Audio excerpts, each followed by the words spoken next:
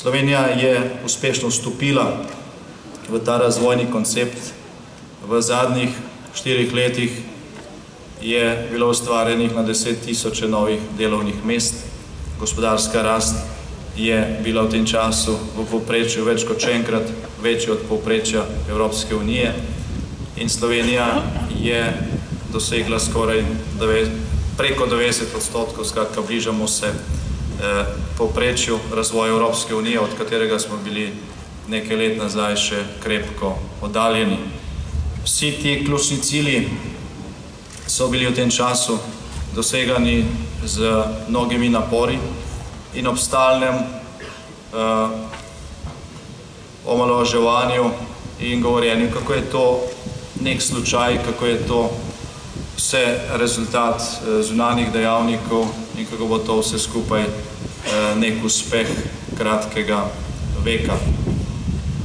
Kljub tem napovedim tudi najnovejši razvojni kazalci kažejo, da se je Slovenija v prvih 3 mesecih letošnjega leta, ko so vsi napovedovali malodane recesijo, razvijala najhitrejše v Evropski uniji in v tem času, v nasprotju s tem, kar se lažno poroča praktično vsak dan v naših medijih, Slovenija ni beležila najvišje inflacije v Evropski uniji. To je laž, ki se pojavlja stalno.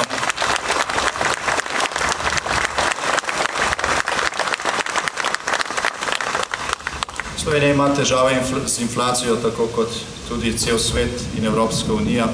Še zdaleč pa naša inflacija ni največja v Evropski uniji. So države, ki imajo še enkrat ali pa 3-krat višjo inflacijo. Res pa je, da smo imeli v prvih 3 mesecih letošnjega leta, ki so bili zaradi svetovnih razmer, dražitve nafte, surovin in hrane zelo težke, najvišjo rast v Evropi. In Slovenija je od junija lanskega leta, se pravi od našega zadnjega druženja, v tej sestavi zmanjšala brezposelnost za 12%. Še nikoli v tej državi ni bilo tako malo ljudi brez dela.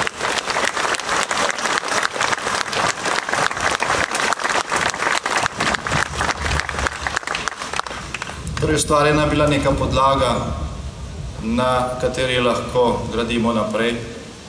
Ustvarjena je bila podlaga, zaradi katere lahko mirno rečemo, da je bila v tem času Slovenija na pravi poti.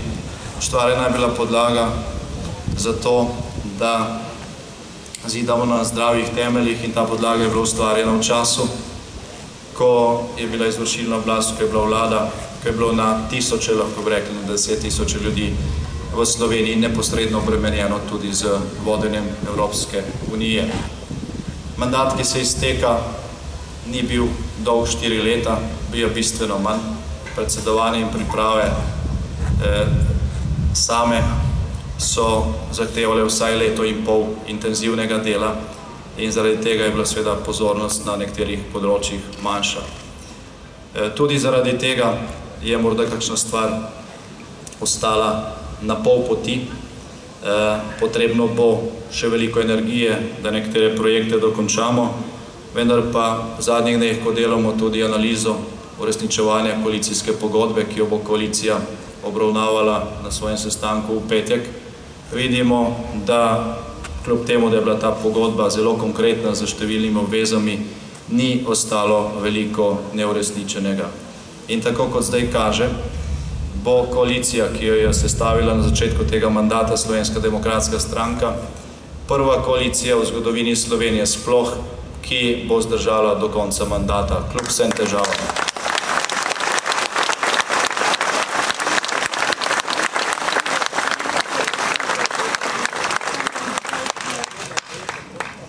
Zdaj, ta tako imenovana politična stabilnost, ki včasih zahteva izjemne napore in tudi izjemno potrpežljivost, je vendarle za normalen razvoj države zelo pomembna.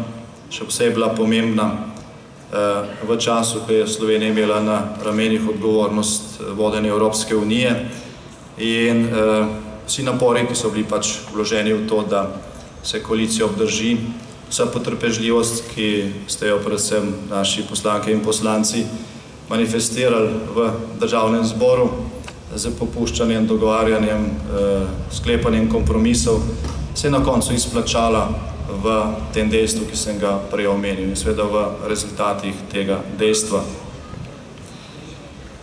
Pred Slovenijo so, tako kot pred Evropo, pa tudi deloma pred celim svetom, v prihodnjih letih veliki izzivi. Ta leta ne bodo enaka tem, ki so za nami, zaradi podlage, ki je bila ustvarjena, lahko na to gledamo z visoko stopnjo samozavesti. Ni namreč vseeno, ali se z nekaterimi izzivi spopadeš z najnižjo brezposelnostjo v zgodovini in z gospodarstvom, ki raste, ali pa se z izzivi spopadeš z stagnacijo in velikimi problemi z brezposelnostjo. So nekatere države v naši soseščini, ki so žal v takšnem položaju in se lahko mirno opazuje te razlike in prijeme, s katerimi se odgovarja na te izzive. Prihodnja leta bodo prinesla številne spremembe. Evropa, svet in mi z njimi smo pred tretjo ali pa pred novo industrijsko revolucijo. Prihajalo bo do zamenjav ključnih energentov z novimi, do uporabe inovacij, in se to bo seveda zahtevalo tudi po eni strani prilagajanje gospodarstva in po drugi strani prilagajanje naših navad. Samo od nas je odvisno, ali bomo na ta izziv odgovorili kot na nevarnost ali kot na priložnost.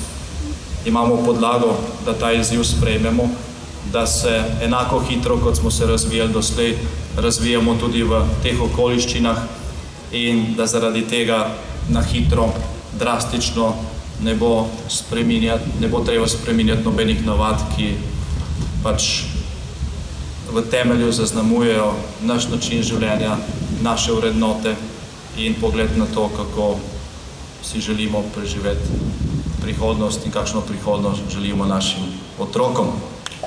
Zato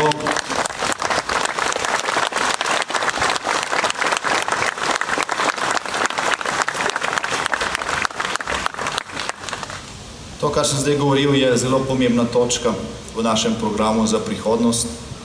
V programu ključnih političnih sil v vsaki državi je zelo pomembno, da se predvidi tudi stvari, ki niso tako splošno očitne, ki pa neizogibno prihajajo, kajti če si pravočasno pripravljen, potem je vse bistveno lažje in predvsem je cena manjša.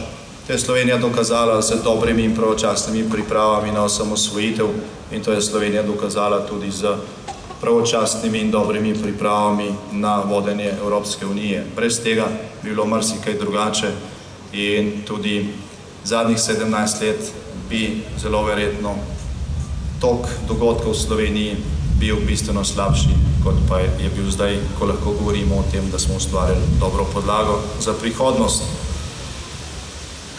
Torej, tudi v času teh izzivov, ki jih vidimo pred sabo, je ključna točka našega programa za prihodnost, ki se imenuje Blaginja za vse, uresničljiva, z enako hitrostjo, kot smo v programu uresničevali doslej in z še večjim vključevanjem vseh, ki želijo pri tem sodelovati.